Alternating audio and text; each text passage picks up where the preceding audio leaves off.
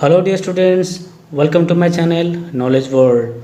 Dear students, today we discuss about standard 10th social science second lesson cultural heritage of India, traditional handicrafts and fine arts.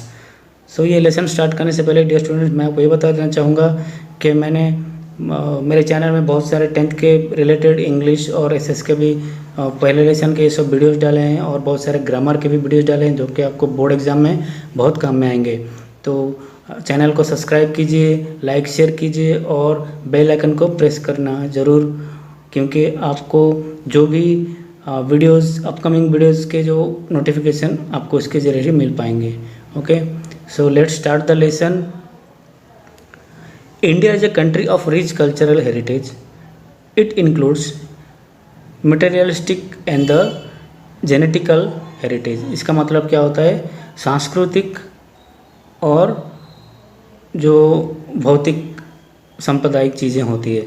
जैसे मान लीजिए आपके पूर्वजों से जो चीज़ें चली आ रही है उसको मेटेरियलिस्टिक बोला जाता है, और जो आप आइडिया दिमाग लगा के जो बिजनेस करते हो या फिर जो चीज़ आप क्रिएशन करते हो उसको जेनेटिकल हेरिटेज बोला जाता है। तो यहाँ पे टॉपिक ये दिया है सांस्कृतिक जो सांप्रदायिक चीज़ें होती है वो हमारे पूर्वजों से है, और जो हम अभी के दौर पे जो चीज़ें हम आइडियाज़ लगा के दिमाग लगा के जो भी हम बिजनेस वगैरह करते हैं या फिर कोई भी ऑक्यूपेशन को हम बजाय पहले से ही अपने घर वालों से वो चीज़ें करते आ रहे हैं, तो उस टाइप के संस्कृति को हम जेनेटिकल हेरिटेज बोला जाता है। ठीक है।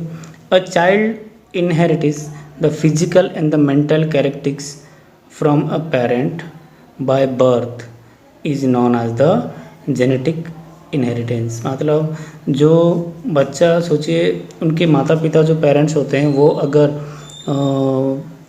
सांस्कृतिक जो सांप्रदायिक से जुड़े हुए हैं पहले से ही, ठीक है, और इसमें दिया है जेनेटिक इनहेरिटेंस किसको बोला जाता है, किस बच्चे को आज के दौर पर जेनेटिक हेरिटेंस का बोला जाता है। देखिए इनहेरिटेंस जो होता है जो जिसके माता पिता माने जो भी चाइल्ड होता है उसके माता पिता अगर सोचिए फिजिकली और मेंटली पूरे मतलब आज के दौर पे जो जेनेटिक यानी जो आइडियाज़ और नॉलेज वगैरह लगा के जो मैंने अभी बोला आपको कि जो भी स्टेबल होते हैं, तो उस दौर पे अगर जो बच्चा पैदा होता है तो उसको हम जेनेटिक इनहेरिटेंस का वो दौर का चाइल्ड बोला जाता है उसको।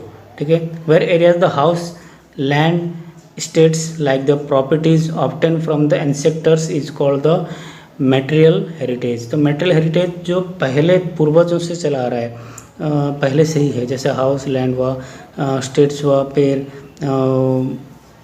लाइक द प्रॉपर्टीज़ हमारा जो ख़ानदानी प्रॉपर्टीज़ रहता है, देखिए किस किस का बहुत सारे प्रॉपर्टी रहते हैं।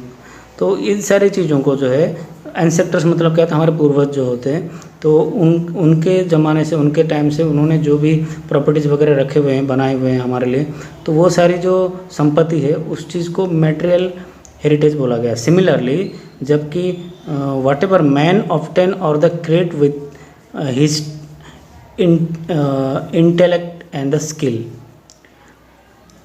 इंटेलेक्ट एंड स्किल मतलब क्या होता है, आपका जो एबिलिटी होता है, शॉर्ट में बोला जाए तो आपका जो आइडिया एबिलिटी जो आप लगाते हो तो उसके ज़रिए जो चीज़ ऑप्टन होता है that is generally called the cultural heritage, उसको कल्चरल हेरिटेज बोला गया। ठीक है। In the same manner the traditions customs rituals and the special types of the life style adapted by our ancestors is known as the cultural heritage. तो traditional custom rituals जो हमारा method रहता है पूजा विधि का, फिर कल्चरल का जो संस्कृति वगैरह सब पहले से चला आ रहा है, तो वो सारी चीज़ें जो है वो एंसेस्टर्स के जरिए हमारे पूर्वजों के जरिए हमें मिला है, तो उसको हम कल्चरल हेरिटेज ही बोलेंगे।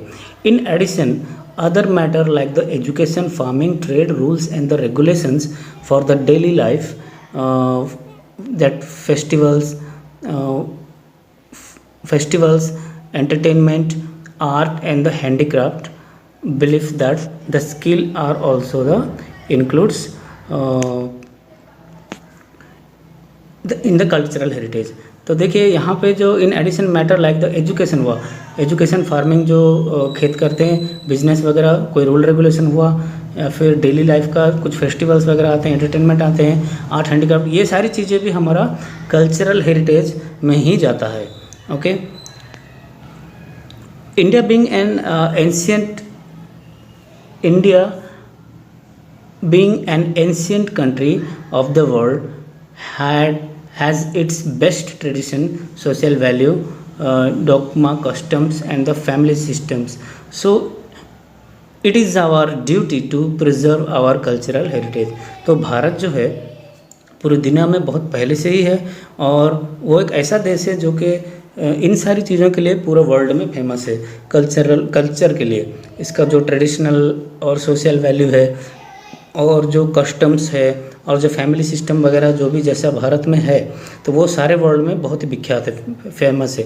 तो इसीलिए हमें अपना कल्चरल हेरिटेज को बचाए रखना चाहिए, बजाय भी रखना चाहिए, क्योंकि वो हमारे पूर्वजों का देन है। There are the reference to the 64 arts in our ancient literature. There are the handicrafts, workmanship, what is the skill, काशव art, drawing, music, dramatic art and the dance etcetera. ये सारी चीज़ें कल्चरल हेरिटेज में ही जाता है, जो कि एक आर्ट के फॉर्म में पेश किया जाता है। और ancient currencies were also available, हमारा जो पुराने करेंसीज भी है वो भी बहुत अवेलेबल है। Prosperity of India was main attractions for the visitors to attack India. Today the education of yoga has been considered as a part of cultural heritage which has been accepted by the whole world। तो हमारा जो योगा है, योग तो आपको पता ही है students, योग जो होता है वो एक हमारा कल्चरल हेरिटेज का बहुत इंपॉर्टेंट पार्ट है, जो कि पूरे वर्ल्ड ने एक्सेप्ट किया है। Consequently the 21 June is celebrated as the world yoga day in whole world. तो 21 जून को जो है हम सब वर्ल्ड में अपना योगा डे मनाते हैं। Everyone knows that, we also observe that yoga day in our India. In this chapter we will learn about the varied art and crafts of India.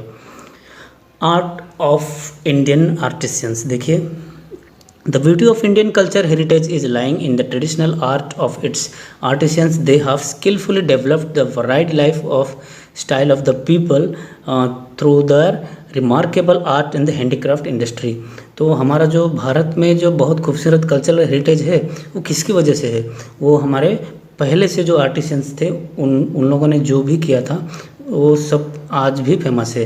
वो उनका एक स्किलफुल मतलब एक टैलेंट था जो कि बहुत ही डेवलप हुआ, जिसकी वजह से भारत के सोसाइटी में भी बहुत सारे कल्चर डेवलप हो गया। तो उसमें से रिमार्केबल हैंडीक्राफ्ट इंडस्ट्रीज सब बहुत फेमस है।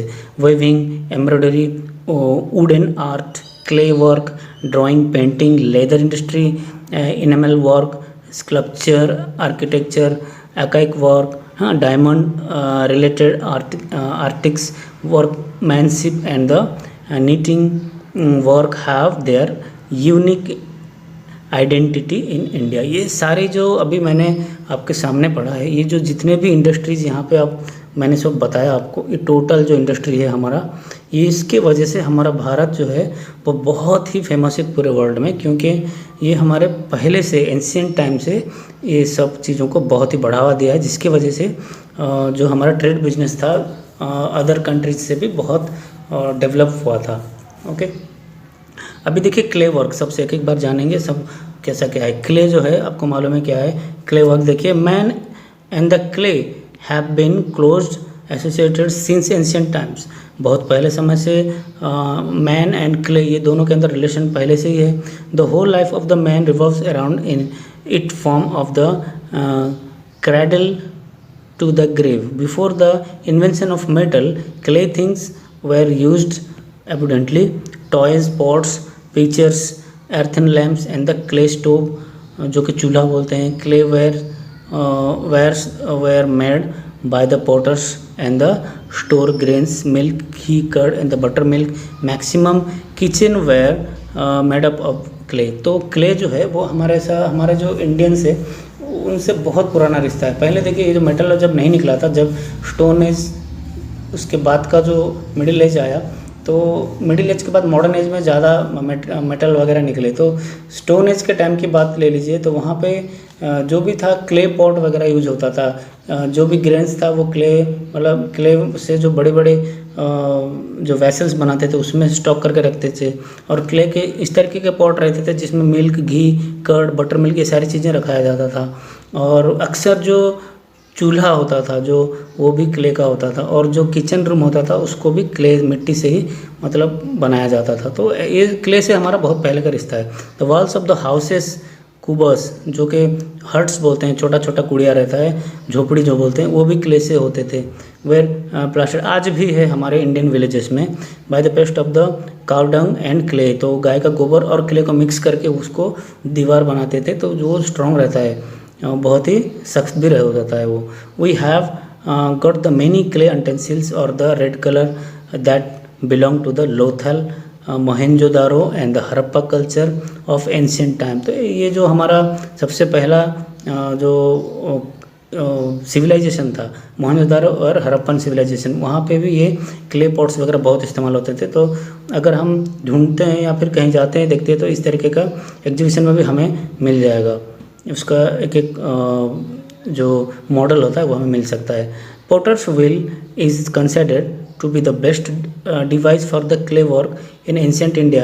In parent times also we can see the garba picture having holes containing the earthen lamp inside in the Navratri. तो नवरात्रि में भी मालूम है ये जो पॉट है उसको इस्तेमाल करते हैं। तो ये भी एक एंशियंट कल्चर्स में ही जाता है। India was the famous for the producing the baked utensils of the baked clay as well as the unbaked clay, जो कि terracotta, since the ancient time terracotta बोला जाता है। ये क्ले से भी बहुत सारे मिट्टी के बर्तन वगैरह बनाए जाते हैं, आज भी बन रहे हैं। That is known as the सिंग remain of the old and the handmade clay utensils found from the Nagarjuna Kunda in South India and the Langhnaj in the Mehsana district. तो ये सारी जगहों पे आज भी क्ले वर्क का आपको उदाहरण मिल जाएगा, एग्जाम्पल्स। ओके, अभी नेक्स्ट पेज देखते हैं। Art of weaving. The art of weaving long threads using the small pieces of cotton from the cotton balls. Cotton ball से बहुत ही स्मॉल पीसेस का एक थ्रेड निकालते हैं वो, तो उसमें से वो वेविंग करते हैं। Swab and the joining them together is called the art of spinning. तो उसको जॉइंट करते, देखिए एक आर्ट वेविंग जो होता है ये एक तरीके का मशीन, लकड़ी का मशीन आता है जिसमें से वो वेविंग करते हैं। ठीक है, जैसा गांधी जी चरखा चलाते थे तो उस टाइप का ही एक मशीन आता है ये। We all know that the Gandhi ji has given a special importance to the cottage industry and join it with the swadeshi to make the self reliant under the banner of the freedom movement which has created a new history. तो जब गांधी जी उस दौर पे जब आज़ादी के लिए लड़ाई हो रही थी तो उस टाइम पे चरखा इसलिए निकला था कि स्वदेशी पहनेंगे, जो ब्रिटिश के गुड्स है उसको बॉयकॉट करेंगे। तो उस टाइम से ये जो वेविंग है बहुत ही डेवलप हुआ था। Hand weaving since the ancient times India is known as for the textile. Now how it is well known that is the whole pieces of cloth of the particular size, that is dhaka of the fine muslin of the dhaka could easily pass through a ring and could be adjusted in the matchbox. Then moreover the carpet galicha of the several regions, knitting work for the attires and the artistry etc. occupied a prominent place. Amongst them the patola of Patan and the Kanjivaram and the Banarasi sarees and the bandhani of Rajasthan and the unique identity of India. तो ये जो handy waving work है ये बहुत ही मतलब creativity work है जो कि हमारे भारत में फेमस है। इसकी वजह से जितने फेमस, इसमें से खास नाम यहाँ पे मैंने बता दिया आपको, जो कांजीवरम साड़ी होता है, बनारसी, बांधनी साड़ी, ये सारी चीज़ें कोई भी जो लेडीज़ होते हैं वो मना नहीं करेंगे। तो ये इतना खूबसूरत वर्क होता है कि हैंड वर्विंग इसको बोलते हैं। तो लेकिन मेहनत तो है, लेकिन उसका कॉस्ट भी उतना रहता है और बहुत ही खूबसूरत एक कल्चरल हेरिटेज का एग्जाम्पल है ये। During the golden period during the golden period of the Solanki era Gujarat had progressed in this field. तो जो सोलंकी के समय जो था, सोलंकी एक डायनेस्टी था, सोलंकी मतलब एक साम्राज्य था। तो उस समय पे ये जो भारत जो था, भारत में गुजरात जो था, वहाँ पे ये जो वर्क था हैंड वेविंग का वो बहुत ही फेमस हुआ था। During the range of the Siddharaj जय Singh many artisans or weavers came to settle in Patan. The patolas of Patan become world's famous due to their silk। तो सिल्क के लिए ये जगह बहुत ही फेमस है। Okay, this art of the Patan is more than 850 years old. 850 साल पहले का ये उस समय से ये चला आ रहा है और बहुत ही फेमस है उस समय से। Only handful of the artisans have the skill of such as the complicated and the time-consuming art. The silkware, the weaved act that is produced in the Patan is called the patola of Patan. It means weaving. This type of sari is designed in the such a manner that is it can be worn in either side. So this types of patola variety has good durability and its original color remains intact.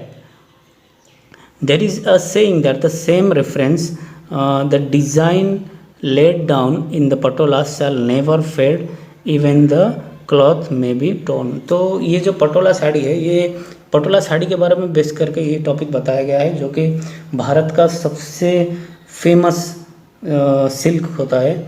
और ये जो ऐसा silk है कि ये तो समय बहुत लेता है और बहुत ही मतलब लेंदी वर्क है, मतलब बहुत तकलीफ वाला काम है।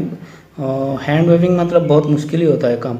सो डियर स्टूडेंट्स, ये जो साड़ी है जो बेसिकली ये फेड नहीं होता, कलर फेड नहीं होता है, बहुत फेमस है। और भले ये फट जाए लेकिन कलर फेड इसका नहीं होता। तो पटोला साड़ी जो है वो बहुत ही फेमस है और ये एक एग्जाम्पल है जो कि हमारा कल्चरल हेरिटेज का है। ओके, तो आर्ट ऑफ एम्ब्रॉयडरी देखिए दूसरा टॉपिक है। The work of embroidery can be seen in the clothes of the idols of the statue which were found during the excavation of Harappan or Mohenjo-daro. The art of the weaving of clothes of man, woman and the children is a very famous from the ancient time.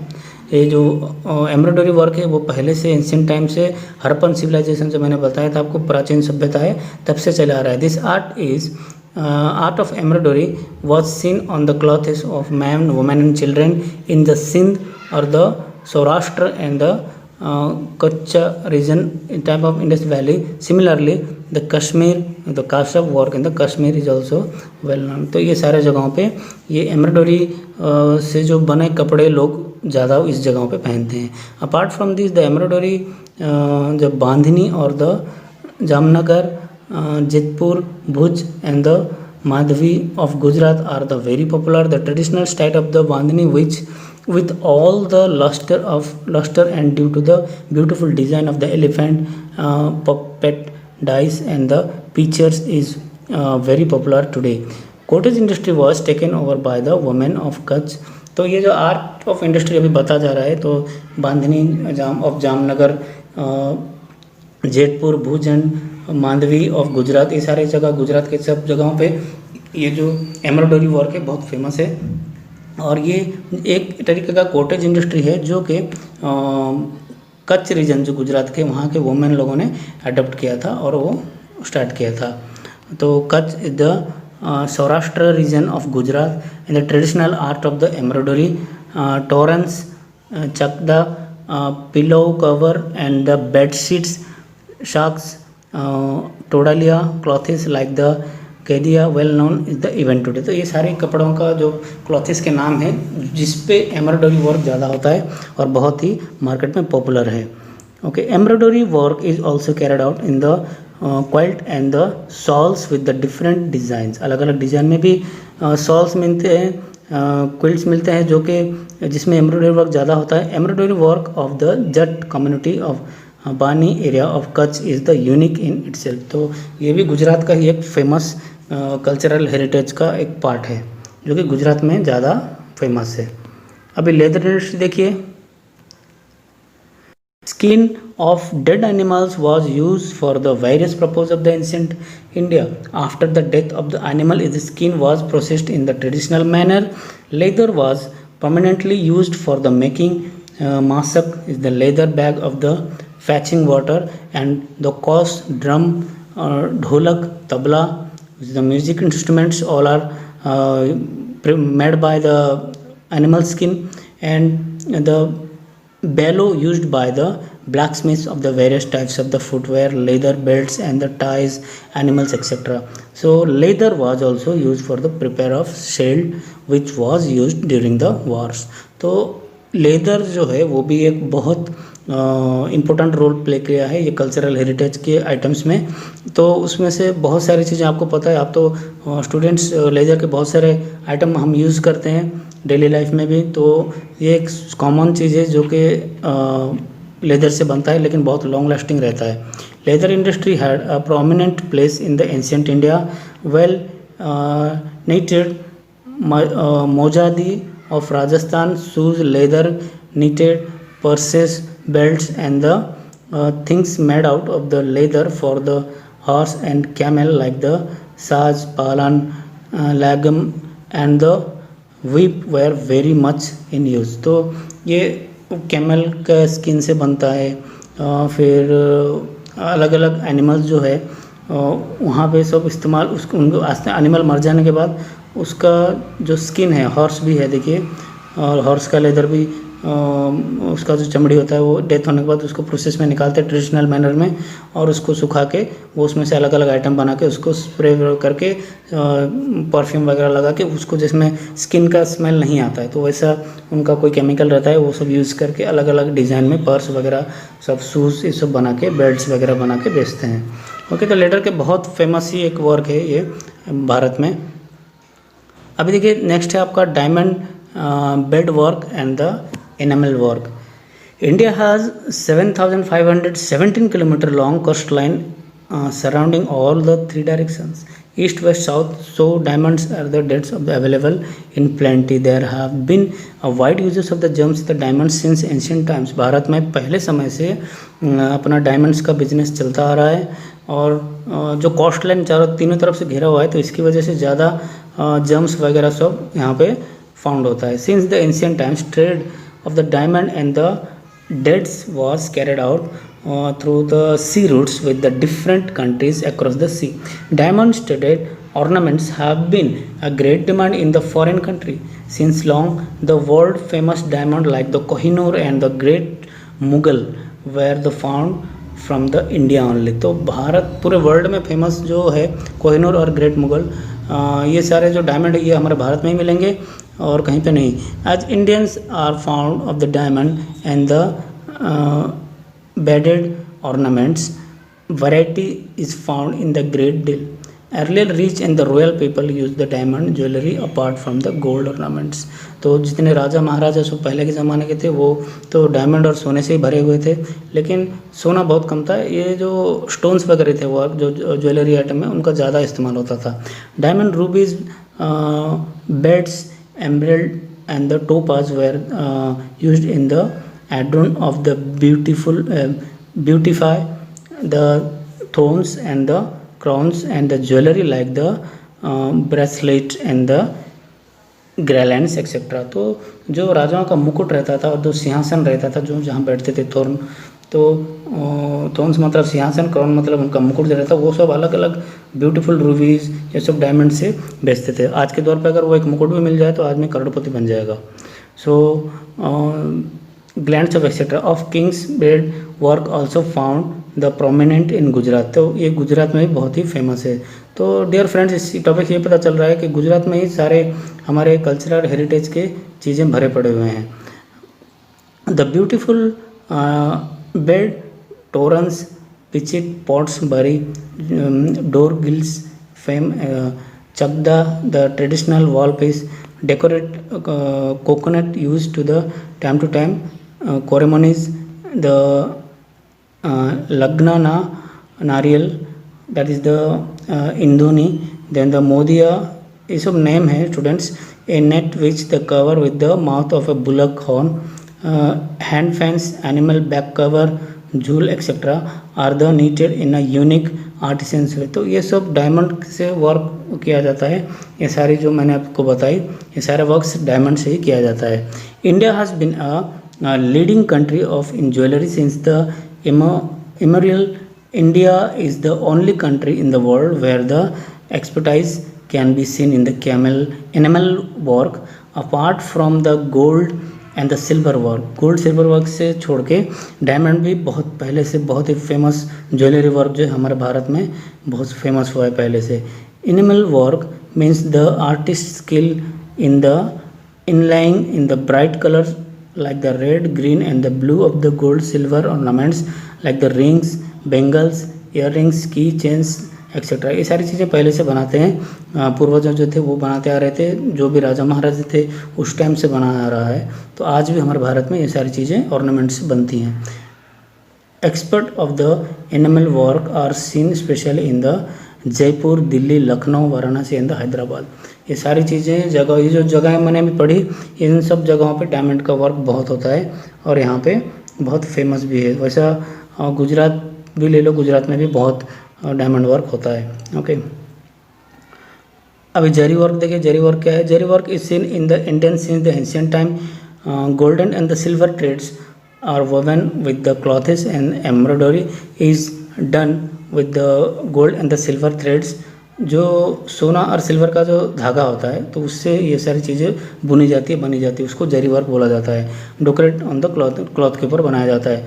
Surat is the permanent place और the for the zari work. Knitting and the embroidery of the zardozi work have a unique beauty. तो सूरत, गुजरात का सूरत में जरी work जो बहुत होता है, वहाँ पे बहुत सारे डिज़ाइन के लहंगा सब बनते हैं, घाघरा वगैरह सब वहाँ पे लेडीज़ आइटम बहुत बनता है वहाँ पे। और जो दूल्हा रहता है उनका जो कोट वगैरह जो रहता है ना, शेरवानी वगैरह, वो सब भी उसमें भी जरी वर्क होता है, बहुत ब्यूटीफुल रहता है वो दिखने में। Even artisans of the Surat could make the beautiful dresses like the sari, पेनेटर, ghagra chola etcetera bordered with the zari in it. Okay, तो ये सब जरी वर्क के बारे में था। तो डियर स्टूडेंट्स, यहाँ तक ये हमारा पहला पार्ट है। तो नेक्स्ट पार्ट में हम यहाँ से शुरू करेंगे मेटल वर्क से। So thanks for watching my video. Thank you.